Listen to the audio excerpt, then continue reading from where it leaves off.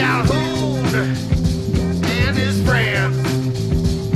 Should I smoke this spliff and watch Montgomery Cliff, or should I smoke a bong and watch King Kong?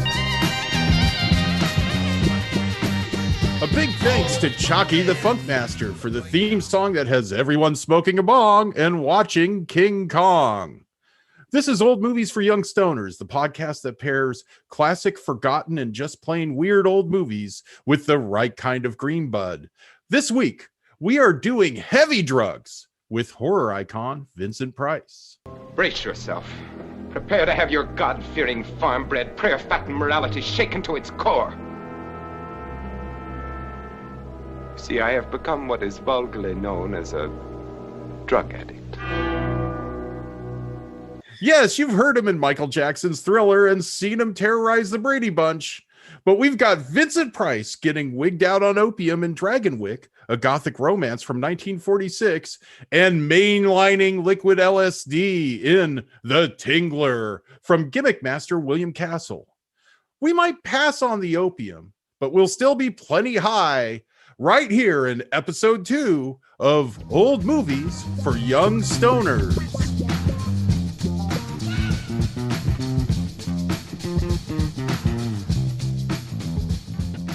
And we are back. I'm old movie weirdo Bob Calhoun, author of The Murders That Made Us, a true crime history of San Francisco, available now from ECW Press. Now, I'm the guy on the weed show that knows nothing about weed, but here to help me are my co-hosts, and they both have long personal histories with the stuff. First, he is creative director of 6 Point Harness, the animation studio behind the Academy Award-winning short film Hair Love, Adult Swim's Laser Wolf, and Tig Notaro Drawn. Now streaming on HBO Max, he is Greg Franklin. Hello, everybody. And next, he is our cannabis sommelier and your guide on the Hollywood punk rock graveyard tour, a socially distanced walking tour visiting the final resting places of some of punk and goth's biggest legends. You can search for it on Facebook or go to Punk Rock Graveyard Tour on Instagram and book your tour today. He's our good pal, Corey Sklar. Hey, Bob. Wow. Vincent Price. I am so high and I can't wait to talk about him. Okay. Now, you know, before we get into our Vincent Price double feature, we have a show. It's live. It's online now. It's on SoundCloud, Apple, Spotify. Oh my God. Podcasts. It's live there. We could do it. Everyone could listen to us. That was amazing. This thing happened and it worked out and couldn't be happier with the final product of episode 1. I think the response has been pretty good too. 59 listens, 59 plays. That's 9 more than I listened to it. So that's good. Well done, everybody. Good work. We've got the tools and the talent. Corey, you're itching before we get going. You're itching to talk about the new trailer for Baz Luhrmann's Elvis. I'm ready for Baz Luhrmann's Elvis, this hyper reality Elvis. He looks nothing like Elvis. I can't believe people are still even talking about Elvis, the king of rock and roll. I wonder if this Baz Luhrmann movie is going to get kids into Elvis. We'll see. It could just be an avalanche of Twitter hatred. Well, here's my question to you, too. I have never been to Graceland. Have any of you been to Graceland? No, I have not. It is my number one destination I want to go to. Not the Eiffel Tower, not the Great Pyramids. I want to go to Graceland. How about I haven't been to Graceland either. So how about Old Movies for Young Stoners goes to Graceland? Road trip. We do a show and we talk about we get stoned outside of Tennessee. We get stoned in Colorado on the way over there, and we talk about Loving You and maybe Jailhouse Rock. Oh, Bob, I want to take a picture of you in front of that TV he shot out. I can't wait. I am so down for this road trip, and we should rent one of those like big old whale cars from the 50s. You know what I mean? Well, to drive down. But I had the chance to go to Graceland once. I was in Tennessee for a wedding, and I had one day off, and I could have either gone to Graceland or Dollywood, and I chose Dollywood, and it was the wrong choice. Dollywood sucks, and I should have went. What? It'll be forever my regret. Yeah, Dollywood is just a bunch of extreme roller coasters and not a lot of Dolly stuff. That's my opinion on it. Also, there's no booze there at all, and it's like really, really. I mean, it is conservative town, you know, like the center of America. But you could go see Dolly's dressing room there, which is pretty cool. And there's like a Captain EO like Dolly show where some actors work like they act out her songs and stuff, and it rains in the theater. It's pretty cool. Oh wow! Is it Graceland's got to be way better. No, it's not in 3D. I will say this: when I saw the Elvis Impersonator, and this is like 12 years ago now, during a Star Trek convention at the Hilton, the Vegas Hilton, I saw the Elvis Impersonator act that they had. Trent Carlini, the Dream King, he kind of looked like Ray Liotta playing Elvis. But we, like, Rosie and I were the waitress's best friends because we were the only ones drinking. Like everybody else, all these kind of southern families were just not, they were having a Coke and that was it. And we were the ones getting bombed through the whole thing. So the waitress was like, she was practically just sitting at our table waiting for us to order something. That's incredible. Yeah, Dollywood has no booze. We found the one bar in Dollywood, and it's in the basement of the hotel because they like the builders, the investors were like, we got to have some sort of booze, Dolly. Yeah, and this was her one compromise. She's like, okay, if it's hidden away, then I'll put one bar there. And the bartenders were miserable. There was no windows. It was dark. It was so crazy. So I'm like, I bet they're more booze friendly at Graceland. I would imagine, considering I wouldn't bet on it, but if we want to do Graceland right, old movies for young stoners, and do it legally in the state of Tennessee, is to save up any painkiller meds you have, you know, with your name on it on the bottle, and that's what we take when we go into Graceland. Look, a doctor gave it to me just like Elvis. Look, you do that, Bob. I'll be the designated driver. Somebody's got to drive that pink Cadillac. I wonder if Elvis ever met Vincent Price. Oh, I'm sure of it. Vincent Price is in an Elvis movie. He is in it's Chautauqua. It's the Chautauqua. Wow, Bob pulled that out. Amazing. What was that movie called, though? Wow. The Trouble with Girls and How to Get Into It, which is a title like it makes no sense. And it's about this kind. It's a period piece. It's set at like the turn of the century, like 1901 or something. And there's this kind of traveling convention of, you know, it's the Chautauqua, which is like there's all these kinds of talks. You know, like Vincent Price is giving a talk on something, like he's some professor. You mean like a seminar?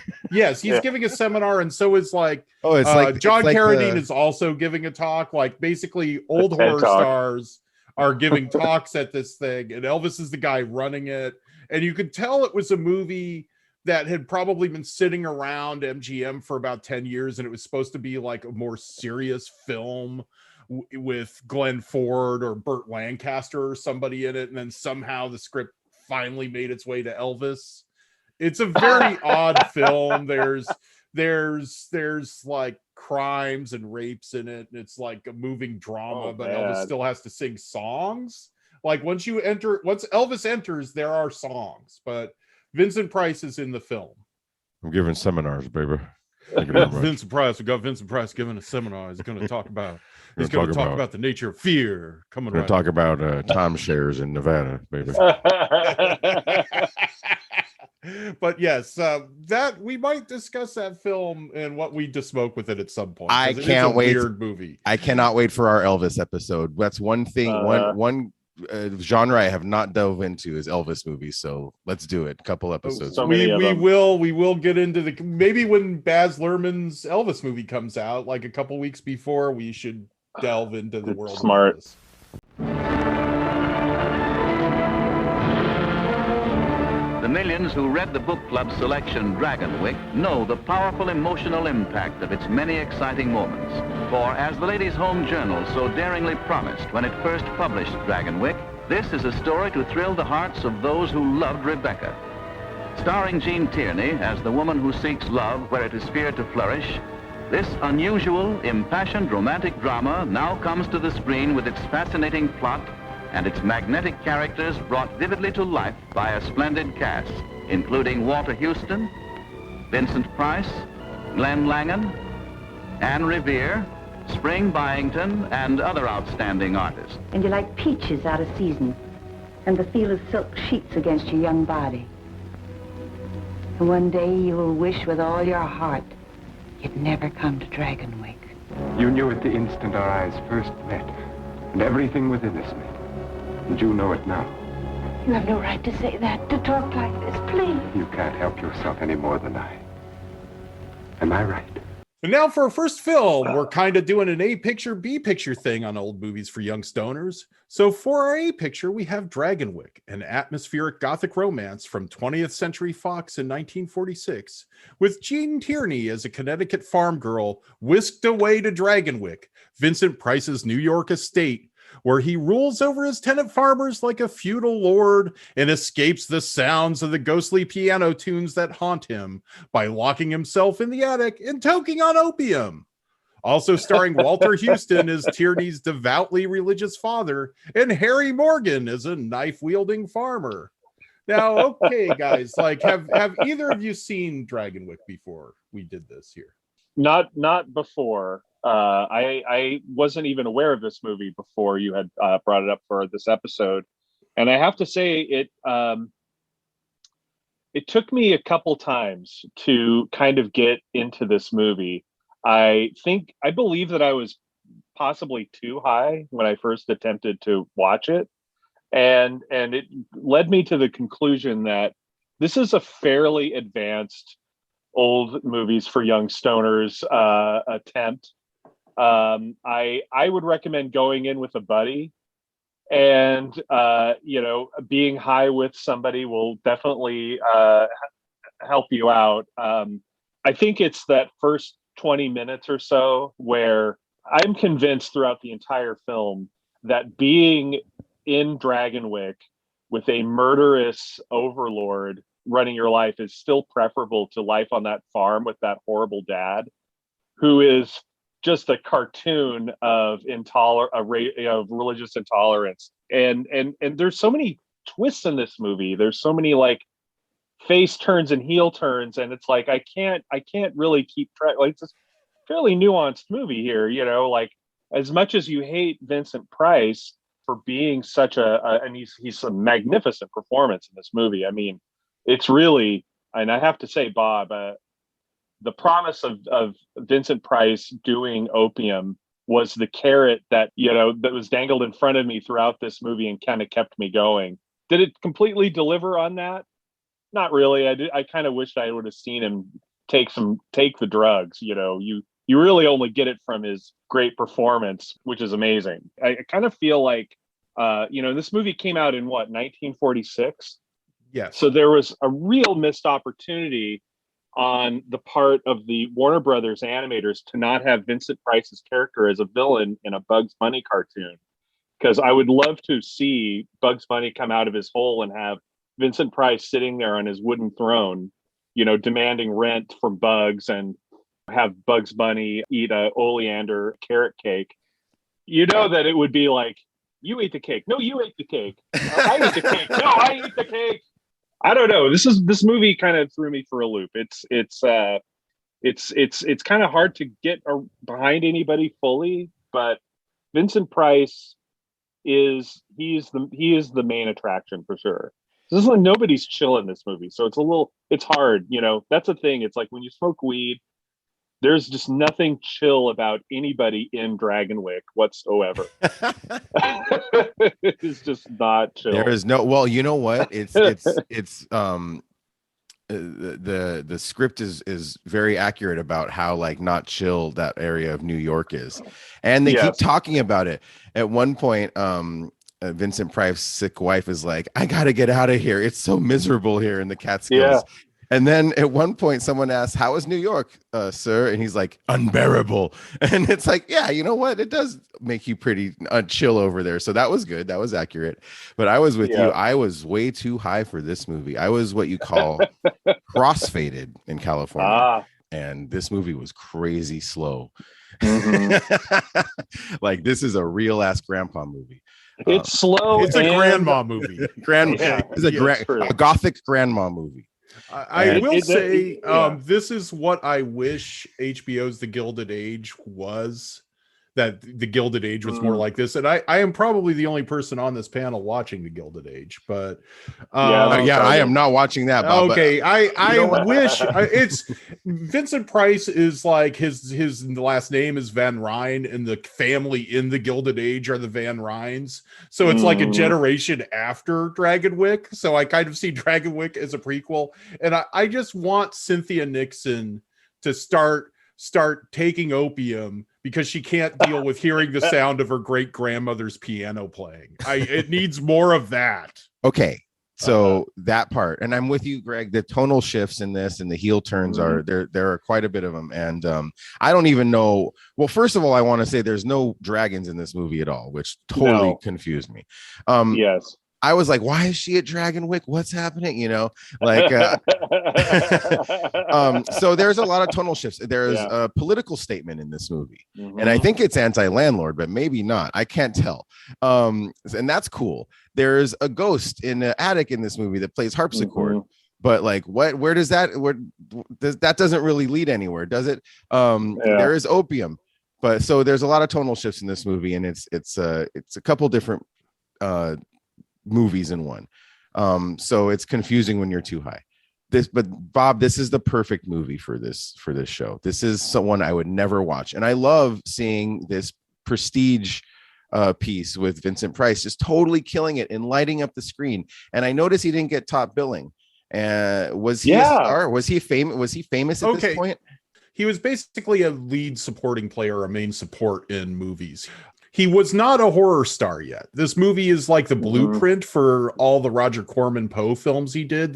It seems like, oh, this is the movie Vincent Price always does, but this is the first time that he did that. He's a creepy patriarch in an old house, and he's going crazy because of ghosts of his dead wife, ghosts of relatives. It's like a pattern in all the Poe films. Price had played the Invisible Man in the sequel, The Invisible Man Returns. He was under contract at Universal for a while. He was a big star on the Broadway stage, so everybody in Hollywood wanted him, even though he was always like taking time off to go back to New York and do stage work or do his art tours. Vincent Price had a lot of baggage that might have stopped him from becoming a leading man. And also he was a feat, so they were putting him in as like villains. He got a lot of villain roles. Gene Tierney gets top billing here, but she was Fox's biggest star. And remember, Hollywood women were tops in Hollywood then. They might have still been like exploited and treated like shit behind the scenes and gaslit at every opportunity, but they were what drew people into theaters. So Gene Tierney was Fox's biggest star. Her and Vincent Price did 6 films. Vincent Price is like her cad boyfriend in Laura, Otto Preminger's Noir. Probably their most famous film together. They're also in Leave Her to Heaven, which is great. Gene Tierney's totally crazy in that movie. Vincent Price is like her ex-boyfriend, district attorney, who's bears down on Cornell Wilde. So they had a series of films together, Tierney and Price. But Price was not a horror star yet. That happened with House of Wax in 1953, which will bring us to our next film. Well, she's great in this movie too. I mean, both of them are acting their asses off. Again, her energy is so unchilled. She just radiates everything she wants in her face. Like when she looks up and imagines a life away from this shitty fucking farm. It's palpable. You can really feel her need. Bosley Crowther wrote a pretty scathing review of Dragonwyck in the New York Times when this came out. And he pans Gene Tierney. He called her cardboard. He called her like didn't do anything with the character. I couldn't disagree more. I think she's really great. But again, the energy is just so intense. Yeah, it really is. Unchill is so good. It's such a good descriptor for this movie. Well, what's good about this movie is the cinematography and the acting, right? It's so beautiful to look at. There's the 2 scenes that stood out to me visually was, just the classic gothic rainstorm and Vincent Price standing there in the window scene, which is iconic. I think, so many people probably copied that. And then there's the scene where Gene Tierney is walking up the stairs into the haunted room, and there's just those shadows, and it's so beautiful. And the mansion, Dragonwyck itself, is quite impressive. It's one of those, I hate to say this, it's one of those, the mansion is also a character in the movie, you know what I mean? It's a great mansion. And I still stand by my reaction that anytime the movie's in Dragonwyck, I'm feeling a lot more comfortable being really high. And anytime that fucking father of Gene Tierney's, that character is so, you think he's going to be the heel, you know, such a dick.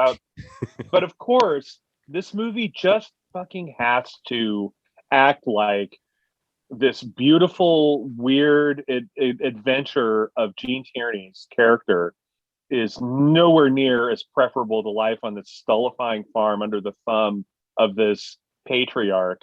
That's the thing about it, is acting like an asshole is a virtue. You're at a party with a bunch of these like rich bitches who are like kind of snooty, and instead of just leaving, you have to go like, well, I'm for good people and you all suck, and then walk off. That's the play. You know, you could just leave. If I was at that party, I'd probably be stoned and just figure like, oh, you know, whatever. And like, where's the tray of hors d'oeuvres? It's one of those things where nobody's good in this movie, right? You know? And what's the conceit? What's the moral? Is it that like you should never leave your house and obey God, or else your life will be haunted? I thought it was like going to be I thought it was going to be like a sick anti-landlord liberal movie at first. You know what I mean? And it's like, well, wait a second. So it's confusing. Yeah, and when Vincent Price speaks so eloquently about his atheism, he's saying stuff like, "Oh, well, God just wants to pay attention to like these little ants in his garden." So great. That's one of his face turns in the movie for me. It's like when he starts like going like, "Yeah, your dad's an idiot." You know, I don't know. Walter Houston in this, I guess I'm seeing more of a glass half full with him, because it's like, wow, he's a Christian who cares about modesty and like democracy and redistribution of wealth. And I'm like, you know, I mean, I don't want to live on that farm with him either. I mean, don't get me wrong, but I'm like, God, I miss these kinds. I wish there were a few more of these kinds of Christians. Exactly. Nobody's great in this movie, and everybody's kind of. You could say the same thing about Vincent Price. It's like, yes, he is this large adult son of his inherited wealth and has done absolutely nothing, and yet is also murderous. And yet at the same time, philosophically, he's the most well-spoken guy. He has his head quite on his shoulders when it comes to spiritual matters. So, you know, like, I don't know. There's a glass half empty thing with him too. I guess it's complex characters if you think about it. You know what I mean? Maybe some subtle writing here that is like life is just, maybe it's just like a chill hangout movie, man, like Cheech and Chong or something. I don't know. Going back to Gilded Age, with all the concepts that this movie is juggling between the gothic romance, the haunting, the kind of horror elements of it, the mystery elements of it, and the social political elements of it, because it's about these rent uprisings of these tenant farmers. And this actually happened, and it was a shooting war for a while. I had to read, just in case Corey asked me about this, I read up on the rent war of, 1845. Or now whatever. I know what a patroon is. Yeah, like there were these feudal Dutch lords up there sitting in their wooden throne getting tribute, and there was a revolt against them, and that's what Mary Morgan represents.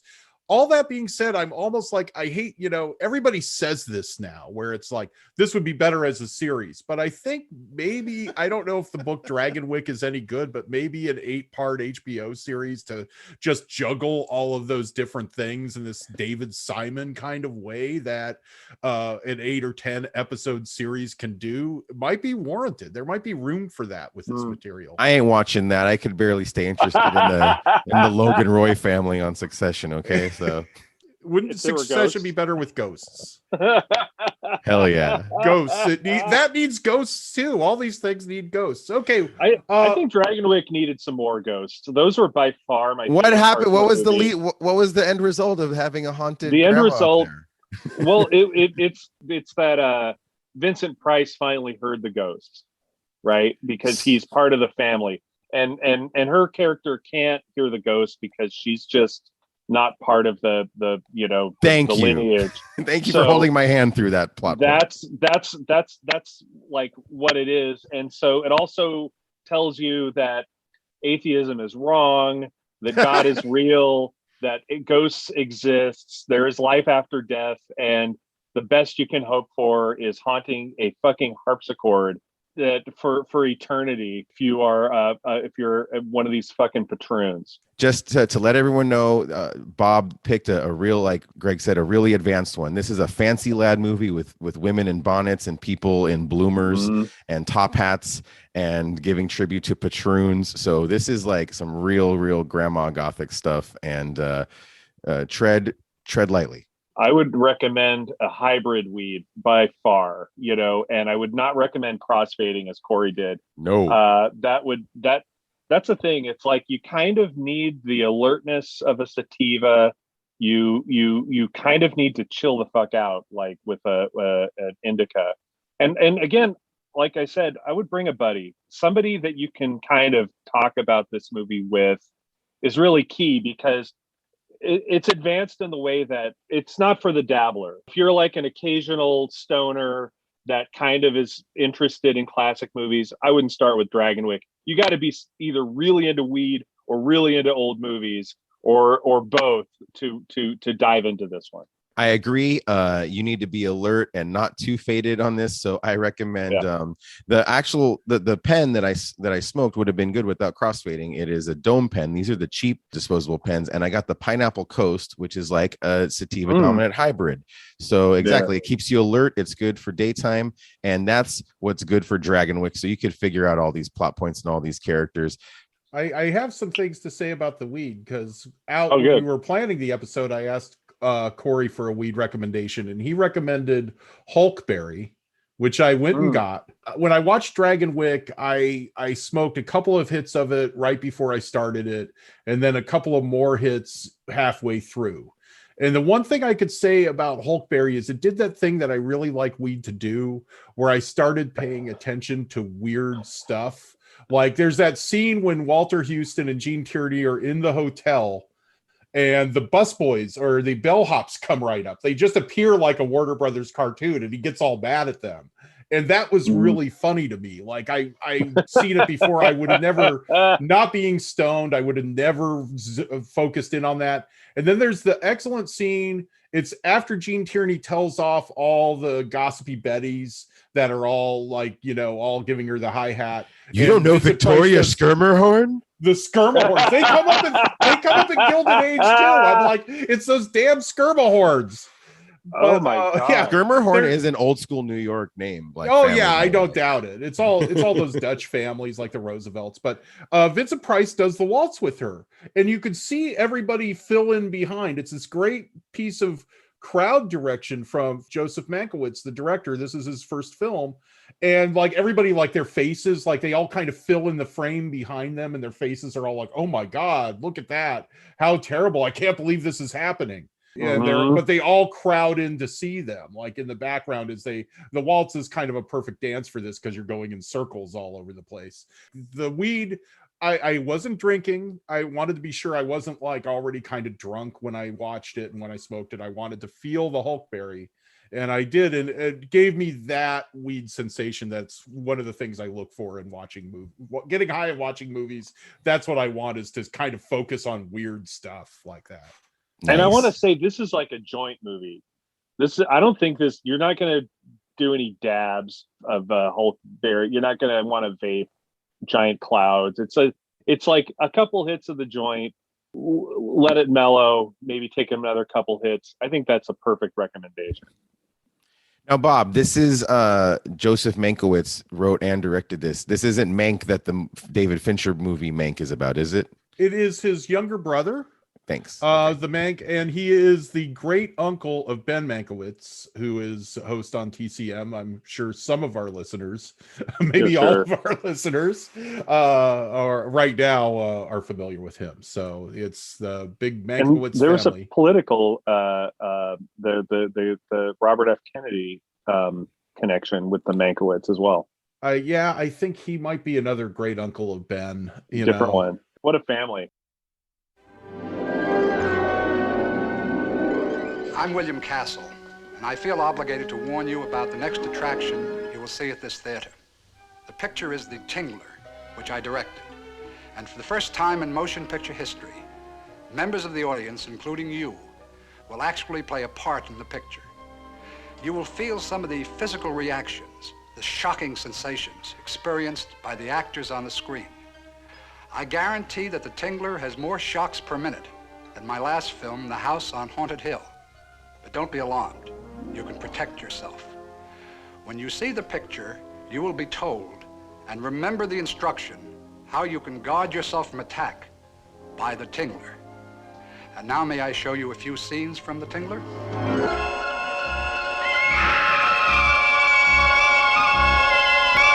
And yes, The Tingler, the magnum opus from William Castle, king of the gimmicks. For this one, the shocks were all too real, as Castle had movie theater seats rigged with electric motors that would jolt the audience. We've got Vincent Price shooting liquid LSD and going into delirious pantomimes, all as part of his experiments into human fear and this weird worm-like creature that will crush your spine unless you scream. Scream as if your life depended on it. Now, I just took a stab at the plot here in the copy there.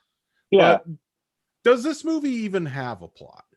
Yes, it does. This movie, well, look, that intro is incredible. And I've always heard about William Castle. I remember that John Goodman movie when I was a kid called Matinee, which was like based on him. And I just, it's the gimmick guy. I didn't know, like, I never even thought to watch these movies because they just seemed like gimmicks, right? That's what they were sold to me as a kid. This movie was so fun right from the get-go. Gosh, that opening scene with William Castle coming out and warning you about the movie, and then the faces screaming, that is like the trippy shit from Vertigo or something. You know what I mean? Like, it was pretty clever visually, and I was sucked in right away. And then it just jumps you right into this, smash cuts you right into Vincent Price being this creepy ass doctor. And yeah, here's the plot. Are you ready, Bob? This doctor wants to find this thing in your spine that lives in your spine that only comes out when you're scared. And he's got to get it out. And the only way he could get it out is if someone dies without screaming. That's the plot. I paid attention this time. Way easier than Dragonwyck. So much easier than Dragonwyck. Yo, yes, exactly. This is just such a great film. Like, I think that this is what the show is all about. I look back on the pandemic, and I don't think there has been a movie that I have seen that made me miss the theatrical experience more than The Tingler did when I watched it this week. There's something about that communal feeling that, you know, you don't really get to see The Tingler the way it was meant to be seen. You don't get to see it in a theater, especially not with a joy buzzer in your seat anymore. Although I do believe that there are a bunch of theaters throughout the country that have seats that like jiggle and move with. They're called the D box or something like that. Yes, there's something called that, which is like, why are they just not showing The Tingler every day and letting everybody experience that? Here's the thing: people argue about whether or not Marvel movies are cinema. The Tingler is cinema. It is about the experience of seeing a movie in a theater. It fucks with you in a way, in a very stoner friendly way, of thinking about the movie that you are watching is happening around you, and that Vincent Price is up in the projection booth while a Tingler is running amok in the theater. The Tingler is cinema. Just pay attention to the movie. They put the Tingler in a film can. Like, the Tingler is film. That's what this whole thing is. This movie came out before Persona, like 6-7 years before Persona came out. Ingmar Bergman definitely saw the Tingler. He definitely ripped off all of its best ideas when he made that movie Persona. This is a precursor. This is an exceptionally thematically rich film. This is an art film disguised as a cheap bullshit gimmicky throwaway. And the Tingler's even loose in a silent movie theater. It's loose in a theater showing film history. Oh, these old movies, you don't need the talking. You don't need to hear. Yeah. I was so high. I was like, man, there's way so many layers to this meta commentary on cinema that I can't even comprehend right now, and I'm not even going to try. But yeah, it's highbrow, lowbrow. It's highbrow, low art, right? It's like really kind of intelligent shit in a way. It's so good. This movie kicks so much ass. Not only does it have all that fun ass meta commentary on going to the movies, the monster is sick. The Tingler is like totally scary looking. The monster during one of the there's LSD in this movie. Bob, is this the first use of LSD in movies ever? it might be. You know, I didn't even think of like if LSD is mentioned in any other movies. If there might be a noir where they shoot somebody up with it to get them to talk. You know, the narco synthesis thing that turns up in a lot of noirs. But this might be the first time LSD is like mentioned by name, by brand name. Well, another thing that elevates this movie from just schlock is, of course, Vincent Price's performance, which it's on the level of Dragonwyck. He really commits to this pretty shitty, stupid dialogue. I feel like William Castle's really lucky to have Vincent Price in this movie. You know what I mean? Like he's totally bringing it in this movie. And thank you, Bob, for showing these movies, because for someone like me, Vincent Price was just always around since I was a baby, from the Michael Jackson video in the Muppets, Edward Scissorhands, Brady Bunch. And I never really thought of him as a real ass actor. And it's a joy to get to discover that, how he really lights up the screen. But the rest of the supporting cast is great too. The silent film owner and his deaf mute wife are like really great to watch. He was what Philip Coolidge is the actor's name, the guy who owns the silent movie theater, the owner of the silent movie theater. And he was what I zeroed in on, because I've seen at least bits of this movie over and over again. It's usually on TCM around Halloween, and I'll watch half of it. But I was zeroed in on him because he like walks in on Vincent Price doing an autopsy. Price is doing an autopsy, and he's all like, oh, hey, why don't you be my best friend? Come to my silent movie theater. Yeah, sure. I'll let you do experiments on my deaf mute wife. That's okay. So fucking crazy. That's such a dumb way to write story, and it works. I love the way there's so much of this like pseudoscience, gobbledygook, so much dialogue about the effect of fear on death. And then at the end of all it, he's like, I think I'll call it the Tingler. Like that's this brilliant doctor is calling it. Oh, my new thing's called the Tingler. Like, what? You're a brilliant doctor. But Ed Wood also filled his movies with a bunch of gobbledygook. Like, I guess it's just like a way to like fill a script out, right? There's a lot of it in here. And the movie is still only an hour long. Yeah. Oh, it is at that sweet spot of an hour and 22 minutes, and it goes by like that. Yeah, I found an interview with Rob White, who is the scriptwriter of the Tingler. And he talks about working with Castle, bitches about working with Castle, really. And he said, well, Bill Castle had some guy who could make this mechanical worm creature. And so that's what he wanted. He wanted it to be called the Tingler, and he wanted there to be a mechanical worm creature. And we had some leftover props from House on Haunted Hill that had to be in the movie too. And so that's why you get that sequence where they're terrifying the deaf mute wife. And there's like the kind of ape hand with the hatchet that's also in House on Haunted Hill. And it was like William Castle bought these things for $12, and they had to be in every movie that I did with him. That was like those were the notes. We need the worm thing, we need these other props, and whatever you want to do it. That blood in the bathtub with the sink with the red, and it's the only red. And if you're high and you're kind of going like, whoa, this is a black and white movie that has red blood in it, that's fucking trippy. I was going, whoa, how do they do this? How did they do it? I know. And I'm with you. The only time you've ever said it, how did they do it? In a William Castle movie. It's startling though. It is, and it looks incredible. It looks amazing. Yeah. Even on the shitty transfer I was watching on Tubi TV, it looked so creepy and cool. And I'm like, I want a poster of this framed in my room. This hand coming out of that. I rented it on Amazon, and it's like $3, and the picture was fantastic. I recommend that if you have $3 to spare.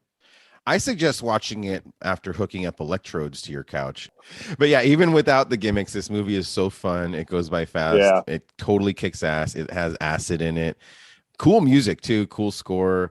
Von Dexter, definitely. Like, speaking of Vertigo, this movie came out in like 59. I think Vertigo was a few years before that.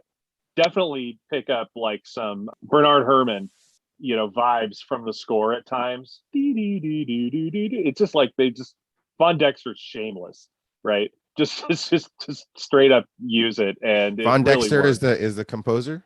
Yes, I noticed his name in that swanky like space age font that they use, and it was just like, I understand the 90s now. Seeing the opening credits to the Tingler.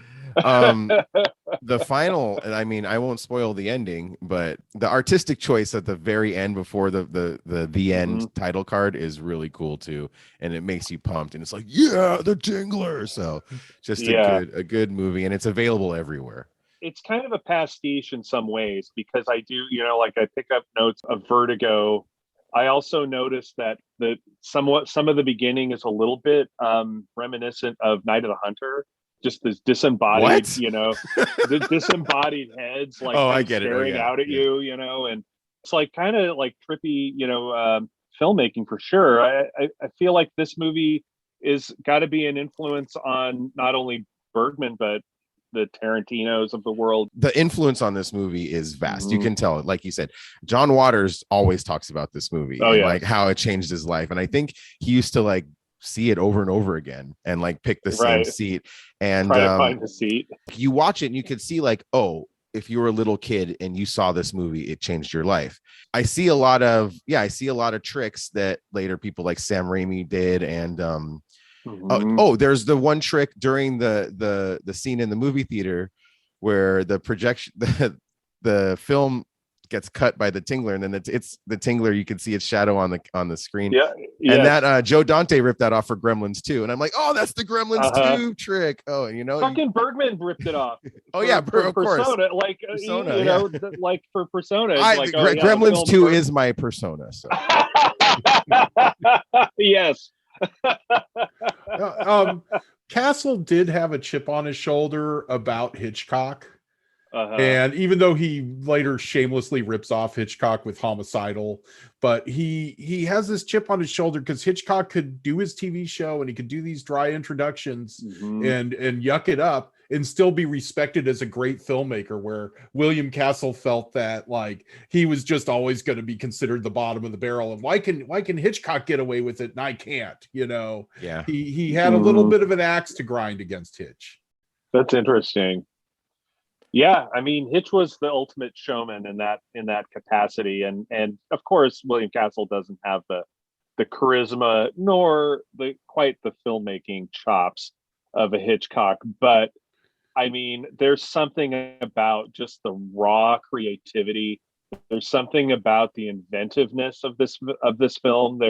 It's pioneering in its own way. I kind of like.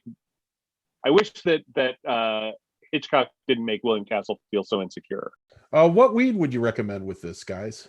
Well, for the Tingler, I consumed a gummy. I consumed a Wild brand, WYLD Huckleberry gummy, and it tasted amazing, made with natural juices, and it was 10 milligrams.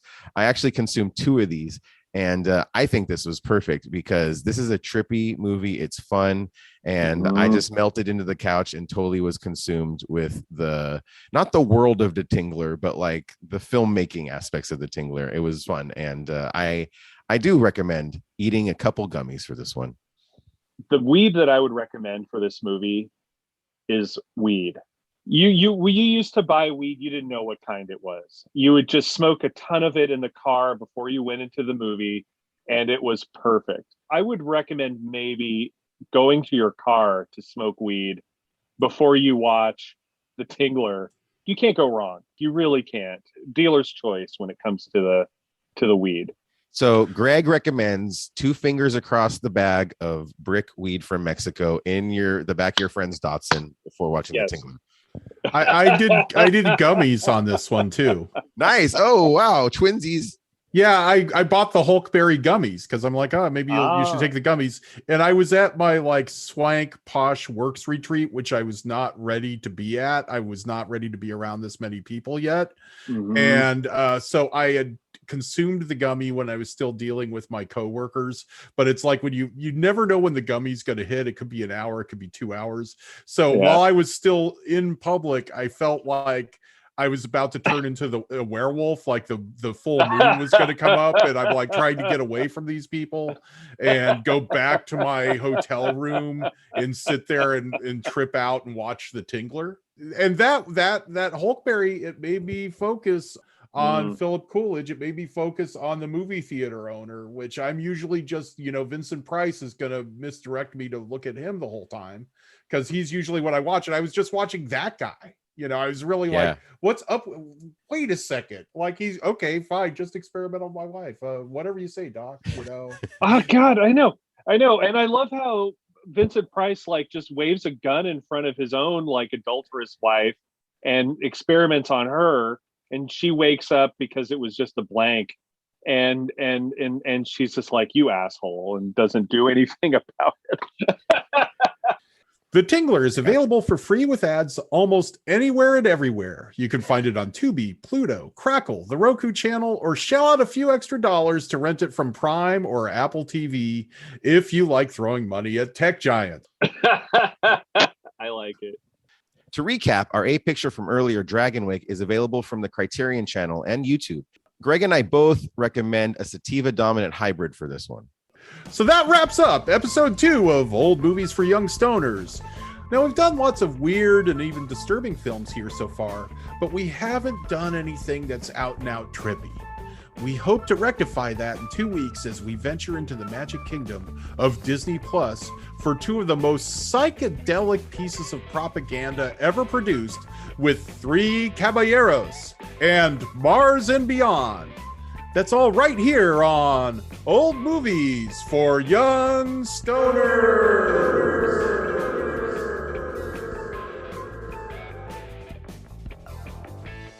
So that wraps up. Greg's all fucking coughing up a lung. Oh shit! Sorry, guys. Please don't be sorry. All this audio is really good. Yeah, you should just please. I can put it at the very. I'll put Greg coughing at the very end. Okay. Yes, I was gonna make sure.